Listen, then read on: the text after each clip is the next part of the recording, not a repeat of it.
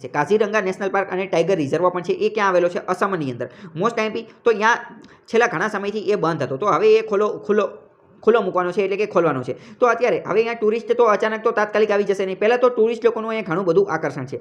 ભારતમાંથી પણ ઘણા બધા લોકો અહીંયા જોવા જતા હોય, વિદેશમાંથી પણ આવતા હોય છે। કાઝીરંગા નેશનલ લેટેસ્ટ લેવલની વસ્તુ છે। ફોરેસ્ટ, કુદરતી નૈસર્ગિક વાતાવરણ જોવા મળે, ફોરેસ્ટ જંગલની અંદર ફરવા મળે, અદ્ભુત લેવલની વસ્તુ છે। તો અત્યારે હવે ઘણા સમય પછી એને ખોલવામાં આવશે, 1 નવેમ્બરે ખોલવામાં આવશે। તો લોકલ 1 નવેમ્બરે ખુલી ગયો છે, આજ તો 2 નવેમ્બર છે, બરાબર। તો લોકલ વિઝિટર જે છે એ અત્યારે અહીંયા મુલાકાત લેશે અને એ જગ્યા પૂરી કરશે। એલિફન્ટ સફારી પાર્ક જે છે એ પણ શરૂ કરી દેશે। એલિફન્ટ સફારી એટલે શું એ પણ આપણે જોઈશું। વર્લ્ડ્સ સેફેસ્ટ એડ્રેસ, જો તમારે કોઈ પણ જગ્યાએ એકદમ સુરક્ષિત રહી અને વન હોર્ન રાઇનો, એક સિંગી ગેંડો જોવો હોય તો તમારે એક જ જગ્યાએ જવું પડે। કઈ જગ્યાએ? આ આસામની અંદર કાઝીરંગા નેશનલ પાર્કની અંદર એક સારામાં સારું એડ્રેસ હોય તો એ કયું છે? Kaziranga national park. કોનું? તો કે વન હોર્ન રાઇનોનું। 21 ઓક્ટોબર પછી 7 મહિના પછી અત્યારે એ ખોલવાનું કાર્ય કરશે। 21 ઓક્ટોબરે એ ખુલી ગયેલો છે। એલિફન્ટ સફારી એ એનું એક ખૂબ આકર્ષણ, મેઇન એટ્રેક્શન છે। અહીંયા જો તમે આ જોઈ શકો છો કે આ રાઇનો જે છે એ આ એલિફન્ટ સફારી પણ તમે અહીંયા જોઈ શકો છો। જો આ એલિફન્ટ સફારી, આ વન હોર્ન રાઇનો છે। એલિફન્ટ ઉપર, હાથી ઉપર બેસી અને આવી રીતે સફારી દ્વારા ફરવા મળે છે। એ ખૂબ એક લહાવો હોય છે, આસામની અંદર આવેલું છે। માનસ નેશનલ પાર્ક અને નામેરી નેશનલ પાર્ક પણ અહીંયા આવેલા છે। હવે વાત કરીએ તો આ જે કાઝીરંગા નેશનલ પાર્ક જે છે એ દર વર્ષે 1 વર્ષનું 5 કરોડ રૂપિયા જેટલું એનું આવક થાય છે, એન્યુઅલ રેવન્યુ। 1 વર્ષે એટલા પૈસા કમાય છે જે બધા વિઝિટરને બધા આવે એની ઉપરથી। પરંતુ આ પૈસા જે છે એ સ્ટાફને પૈસા આપવામાં, એટલે કે પગાર આપવામાં, સેલરી આપવામાં અને બીજો ઘણા બધા ખર્ચામાં, મેન્ટેનન્સમાં એ બધામાં વપરાઈ જાય છે। ઘણા સમય પછી આ ખોલવામાં આવેલો છે, તો એક રીતે એમને પણ નુકસાન જશે। આખું નામ શું છે? Kaziranga national park and tiger reserve. ક્યાં આવેલો છે? તો કે આસામની અંદર ગોલાઘાટ અને કર્બી એંગલોગ અને નાગોન જિલ્લાની અંદર આવેલો છે। હવે વિશ્વના 2/3 એટલે કે 3માંથી 2 એક સિંગી ગેંડા જે છે એ અહીંયા જોવા મળે છે। એટલે કે વિશ્વના સૌથી વધુ એક સિંગી ગેંડા, વન હોર્ન રાઇનો ક્યાં જોવા મળે છે? આસામના કાઝીરંગા નેશનલ પાર્કની અંદર। આ જે વન હોર્ન રાઇનો અથવા એક સિંગી ગેંડો, એને ઇન્ડિયન રાઇનો પણ કહેવામાં આવે છે। ઇન્ડિયન રાઇનો પણ કહેવામાં આવે છે। અને 2/3 એટલે કે 3માંથી 2 ગેંડા તો ભારતમાં જોવા મળે છે અને એક સિંગી હોય છે। કાઝીરંગા વિશ્વ ધરોહરની સાઇટ પણ છે, વર્લ્ડ હેરિટેજ સાઇટ પણ છે અને હાઈએસ્ટ ડેન્સિટી ઓફ ટાઈગર, એટલે કે સૌથી વધારે માત્રાની અંદર, ડેન્સિટી એટલે કે ઘનતાની અંદર, સૌથી વધારે ઘનતાની અંદર ટાઈગર, વાઘ જોવા મળે છે। નાવતર અત્યારના ડેટા, લેટેસ્ટ ડેટા પ્રમાણે જોઈએ તો સૌથી વધુ હાઈએસ્ટ ટાઈગર ડેન્સિટી જે છે એ ઓરંગ નેશનલ પાર્કની અંદર છે। ઓરંગ નેશનલ પાર્ક પણ આસામની અંદર જ આવેલો છે। લાર્જ બ્રીડિંગ પોપ્યુલેશન, હાથીઓ માટેનું, પ્રજનન માટેનું પણ લેટેસ્ટ લેવલનું સેન્ટર છે, બ્રીડિંગ સેન્ટર પણ અહીંયા। વોટર બફેલો જોઈ શકાય છે, સ્વેમ્પ ડિયર પણ જોઈ શકાય છે। ઇમ્પોર્ટન્ટ બર્ડ એરિયા, એટલે કે પક્ષીઓ માટે પણ મહત્વનો એરિયા છે, એ ડેઝિગ્નેટેડ કરેલો છે। Bird Life International for conservation of એવી ફોનલ સ્પીસીસ દ્વારા આ લોન્ચ કરેલો છે કે આ મહત્વનો ઇમ્પોર્ટન્ટ બર્ડ એરિયા છે, એને કહેવાય IBA, બરાબર। વિશ્વની અંદર અમુક જે મહત્વની જગ્યા હોય એને IBA ઘોષિત કરવામાં આવે છે, ઇમ્પોર્ટન્ટ બર્ડ એરિયા અથવા તો international bird area, important bird area. અહીંયા તમે મેપની અંદર જોઈ લો તો આ આસામ છે, એની ઉપર અરુણાચલ પ્રદેશ છે। આસામની અંદર આ કાઝીરંગા અહીંની વાત કરવામાં આવે છે। બ્રહ્મપુત્ર નદી પણ ત્યાંથી નીકળે છે। કાઝીરંગા નેશનલ પાર્ક વિશે આવે તો એના ઇતિહાસ વિશે તમને ખબર હોવી જોઈએ। એનો ઇતિહાસ જે છે એ લોર્ડ કર્ઝન એ જ વ્યક્તિ કે જેણે 1905ની અંદર બંગાળના ભાગલા પાડેલા હતા। તો લોર્ડ કર્ઝનની એક એની પત્ની હતી, એની વાઈફ હતી, એની વાઈફનું નામ શું હતું? મેરી કર્ઝન। તો મેરી કર્ઝન સાથે એનો ઇતિહાસ જોડાયેલો છે। શું ઇતિહાસ છે એ તમને થોડો ઘણો ખબર હોવી જોઈએ। એકવાર મેરી કર્ઝનને 1904ની અંદર એવું થયું કે મારે આ વન હોર્ન રાઇનો જે છે એને જોવા જવું છે, એક સિંગી ગેંડાને જોવા જવું છે। તો મેં તમને કીધું કે એક સિંગી ગેંડાનું એકમાત્ર સરનામું છે કયું? Kaziranga national park. તો આ બેન જે છે એ તો અહીંયા પહોંચી ગયા કાઝીરંગા નેશનલ પાર્કમાં આસામની અંદર, પરંતુ એમનું દુર્ભાગ્ય એટલું ખરાબ હતું કે એ એક પણ વન હોર્ન રાઇનો, એક પણ ગેંડાને જોઈ શક્યા નહીં। તો એમને દુઃખી થઈ ગયા અને એમને એમના પતિ આ લોર્ડ કર્ઝનને કીધું કે તમે શું કરો? તો હું તમારી પત્ની છું ના, વન હોર્ન રાઇનો આ ગેંડો જોઈને ગઈ, તો હવે તમારે કંઈક કરવું જોઈએ। તો લોર્ડ કર્ઝનને દિલની અંદર કંઈક લાગણી થઈ ગઈ કે ના આવું ન હોવું જોઈએ, એટલે પછી એને નેશનલ પાર્ક ઘોષિત કરી દીધું। એ કે હવે અહીંયા આપણે સંવર્ધન કરશું, પ્રોટેક્શન કરીશું, સુરક્ષા પૂરી પાડશું, કોને? ગેંડાને ને એ બધાને। અને ત્યારથી પછી એણે આ પ્રકારનું કાર્ય કરી દીધું। અહીંયા પ્રાણીઓનું ને એ બધાનું સંરક્ષણ, વન હોર્ન રાઇનોને અહીંયા સંરક્ષિત કરવાનું ચાલુ કરી દીધું। એટલે વાત કરીએ તો મેં તમને કીધું એટલે તે વિશ્વની અંદર સૌથી વધુ વન હોર્ન રાઇનો ક્યાં જોવા મળે છે? ભારતની અંદર, અસમની અંદર કાઝીરંગા નેશનલ પાર્કમાં જોવા મળે છે। તો એનો કંઈક ઇતિહાસ પણ આવો છે। બીજો હવે એને રિલેટેડ આપણે એક પ્રશ્ન જોઈએ। પ્રશ્ન આ તમને સોલ્વ કરો। પહેલો પ્રશ્ન ગેંડા વિશે, રાઇનો વિશે જ પૂછેલો છે। પહેલો પ્રશ્ન એવો છે, વિધાન આપેલા છે કે બ્લેક રાઇનાસોર્સ કે કાળો ગેંડો જે છે એ આફ્રિકાની અંદર જોવા મળે છે અને એ ઈસ્ટર્ન અને સધર્ન આફ્રિકાની અંદર જોવા મળે છે। રાઇનો કયો? બ્લેક રાઇનોની વાત કરે છે। બીજી વાત કરે છે વ્હાઇટ રાઇનો જે છે એ ભારતની અંદર જોવા મળે છે। વ્હાઇટ રાઇનો ક્યાં જોવા મળે છે? ભારતની અંદર જોવા મળે છે। અને ત્રીજું વાત કરે છે કે Palamu host highest number of Indian rhinoceros in India. પલામુની અંદર ભારતના જે રાઇનો જે છે એ સૌથી વધારે પ્રમાણમાં જોવા મળે છે। તો સાચું કયું છે એ કહેવાનું છે। તો આની અંદર માત્ર પહેલું એક જ સાચું છે। બ્લેક રાઇનાસોર જે છે એ આફ્રિકાની અંદર જોવા મળે છે, એ વાત સાચી છે। ભારતની અંદર વ્હાઇટ રાઇનાસોર જોવા મળતા નથી, બરાબર. ભારતની અંદર એક જ જોવા મળે છે કે જેને ઇન્ડિયન રાઇનાસોર કહેવામાં આવે છે અથવા વન હોર્ન રાઇનો કહેવામાં આવે છે. ભારતની અંદર એ જોવા મળે છે વન હોર્ન રાઇનો અથવા તો ઇન્ડિયન રાઇનાસોર્સ એટલે કે ગેંડો. ભારતમાં એ જોવા મળે છે. બ્લેક રાઇનો જે છે એ આફ્રિકામાં જોવા મળે છે, એ વાત સાચી છે. અને ત્રીજી વાત પણ ખોટી છે. બીજું જોઈ લઈએ, બ્લેક રાઇનો અને વ્હાઇટ રાઇનો બંને જે છે એ આફ્રિકામાં જોવા મળે છે. તો વિધાન માત્ર એક સાચું છે, બીજા બે ખોટા છે. અહીંયા તમે જોઈ શકો છો સી સાચો જવાબ છે, એટલે કે ઓનલી વન. હવે જો બીજી થોડી વાત કરીએ, અહીંયા ડિટેલમાં આપેલું છે કે black rhinoceros or hook lipped rhinoceros. Black રાઇનાસોરને બીજું શું કહેવામાં આવે? Hook lipped rhinoceros. એક પ્રજાતિ છે, રાઇનાસોરની એક પ્રજાતિ છે. કઈ જગ્યાએ? ઈસ્ટર્ન અને સધર્ન આફ્રિકાની અંદર જોવા મળે છે. Botswana, Kenya, Malawi, Mozambique, Namibia, South Africa, Swaziland, Tanzania, Zambia, Zimbabwe, આ બધી જગ્યાએ જોવા મળે છે. Although the rhinoceros is referred as black, its colour vary from brown to grey.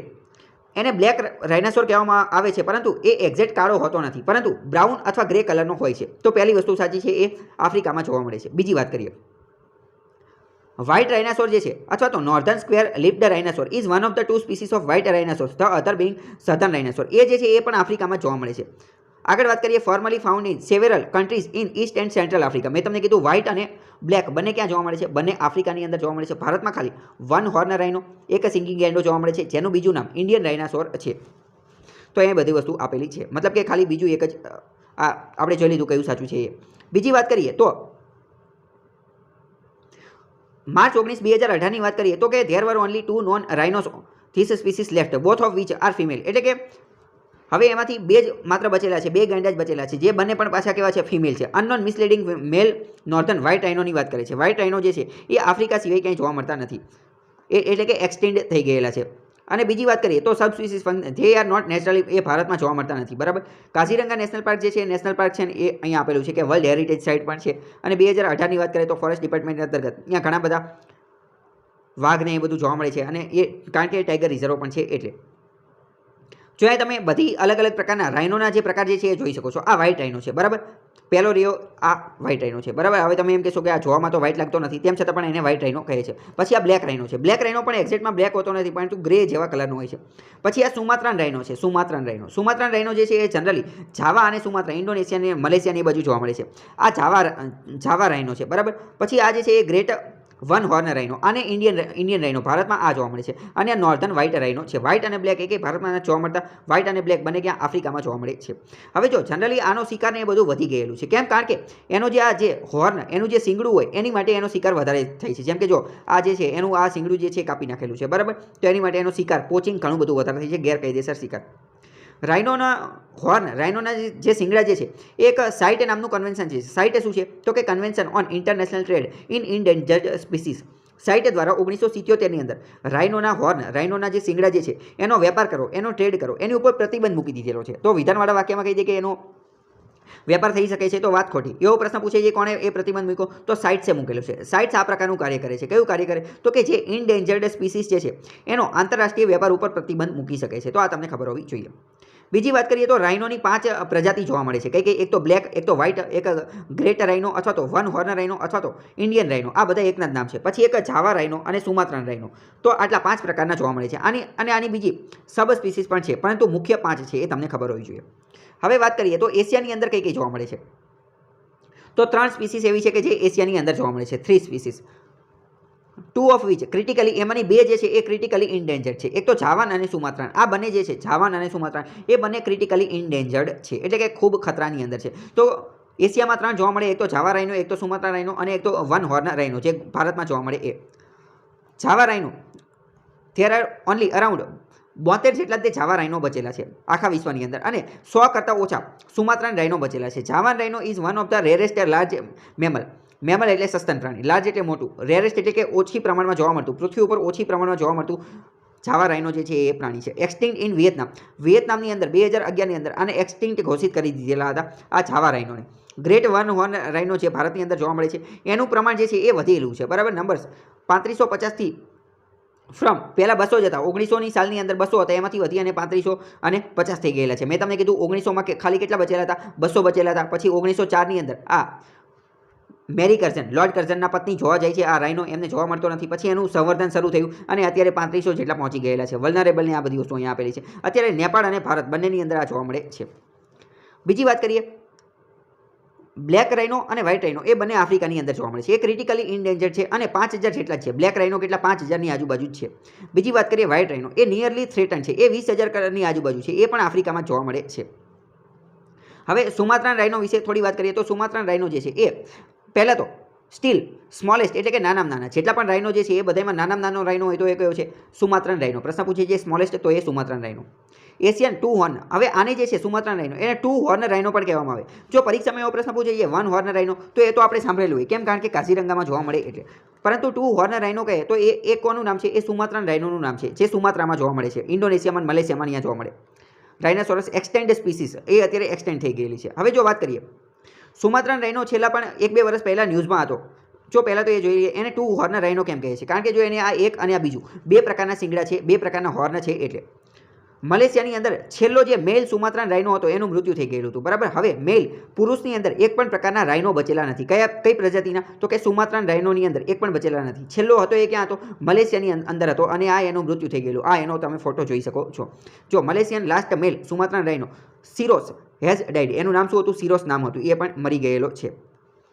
હવે માત્ર ફિમેલ બચેલા છે અને ફિમેલમાં પણ કેવા 80 જેટલા ફિમેલ બચેલા છે. ફિમેલ રાઇનો બચેલા છે. કયા? મલેશિયાના સુમાત્રાન રાઇનો બચેલા છે. તો એ ખબર હોય છે. હવે તો આ રાઇનો વિશે ઘણી બધી વાત કરી લીધી. હવે આપણે કાઝીરંગા જે છે એની થોડી ઇકોસિસ્ટમ વિશે વાત કરીએ. તમને ખ્યાલ હોય તો કાઝીરંગા નેશનલ પાર્કની અંદર દર વર્ષે ફ્લડ એટલે કે પૂર આવતા હોય છે. આપણે થોડા સમય પહેલાં ન્યૂઝમાં જોયેલું હતું કે અહીંયા વારંવાર પૂર આવતા હોય છે. તો અહીંયા જે પૂર આવે એ એક રીતે સારી વસ્તુ છે, એનું ઘણું બધું સિગ્નિફિકન્સ, ઘણું બધું મહત્વનું છે. એ ઇકોસિસ્ટમ, ત્યાંનું પર્યાવરણ, ત્યાંની વ્યવસ્થા, ત્યાંની બાયોલોજી, એની જૈવ વ્યવસ્થાને જાળવી રાખવામાં આ જે પૂર ફ્લડ જે છે એ અતિ મહત્વનું કાર્ય કરે છે. પહેલાં તો આપણે એ સમજીએ કે કાઝીરંગાનું આ જે જગ્યા જે છે કાઝીરંગા, અહીંયા એ એલ્યુવિલિયલ ડિપોઝિટ એટલે કે કાપવાળી જમીનથી બનેલી છે. અહીંયા કાપ લાવવાનું કાર્ય કોણ કરે છે? તો બ્રહ્મપુત્ર નદી અને બ્રહ્મપુત્રની જે ટ્રિબ્યુટરી સહાયક નદીઓ જે છે એ અહીંયા કાપ લાવવાનું કાર્ય કરે છે કાઝીરંગાની અંદર. અને ત્યાં વારંવાર ફ્લડ આવતા હોય છે. ફ્લડ જે છે એ એક રીતે રિવરની ઇકોસિસ્ટમ, રિવરની જે જૈવ સમૃદ્ધિ જે છે, સિસ્ટમ જે છે એને સાફ કરી નાખે છે. એની માટે એક મહત્વનું કાર્ય કરે છે. Regenerative nature of flood help replenishing Kaziranga. કાઝીરંગાને દર વખતે એ નવું જીવન આપે છે. દર વર્ષે જ્યારે પૂર આવે ત્યારે કાઝીરંગાને એક નવું જીવન આપે છે. આ પૂર આવે એના કારણે લેન્ડસ્કેપ, જે જમીનની વ્યવસ્થિત આકૃતિ જે છે એ જળવાઈ રહી છે. મિક્સ ઓફ વેટલેન્ડ, ગ્રાસલેન્ડ, જંગલો, ઘાસના મેદાનો, વેટલેન્ડ પ્રવૃત્તિઓ એ બધું જળવાઈ રહે છે. એટલે કે ફ્લડ વોટર, પૂર આવે એનાથી ઘણો બધો ફાયદો છે. પૂર આવે એના કારણે ત્યાં બધું જળવાઈ રહ્યું છે એવું સમજો. કઈ જગ્યાએ? કાઝીરંગાની અંદર. ફ્લડ વોટર જે છે એ એક રીતે માછલીઓ માટે બ્રીડિંગ વોટર તરીકે વર્ક કરે છે. એટલે કે ત્યાં પૂર આવી જાય એટલે કે નવું પાણી આવી જાય તો માછલીઓની આ પ્રજનન માટેની જગ્યા મળી જાય છે અને અહીંયા ઘણી બધી માછલી બની જાય છે.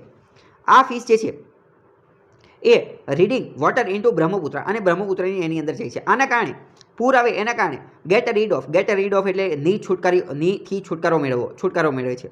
જે પૂર આવે એના કારણે અનવોન્ટેડ પ્લાન્ટ, જે બીજા એવા છોડ ઉગી નીકળેલા છે કે જે આપણે જોતા નથી, ઇન્વેસિવ પ્રજાતિ છે, તો એ બધા જે છે એ આ પૂરમાં ધોવાઈ જાય છે. એ બધાથી છુટકારો મળી જાય છે. અમુક એવા કે વોટર હાઇનિક collect huge masses of landscape, અમુક એવા છોડ હોય કે જે ઘણા બધા લેન્ડસ્કેપને પોતાની પાસે લઈ લે, ઘણા બધા પોષક તત્વોને એ બધું જમીનની અંદરથી લઈ લે, જમીનને નુકસાન પહોંચાડતા હોય, તો એ બધા છોડ જે છે એ ઓટોમેટિક ગાયબ થઈ જાય છે. એ બધા ઓટોમેટિક જતા રહે છે પૂરના કારણે. એક રીતે પૂર કાઝીરંગાની અંદર મહત્વનું છે, તો એ ખબર હોય.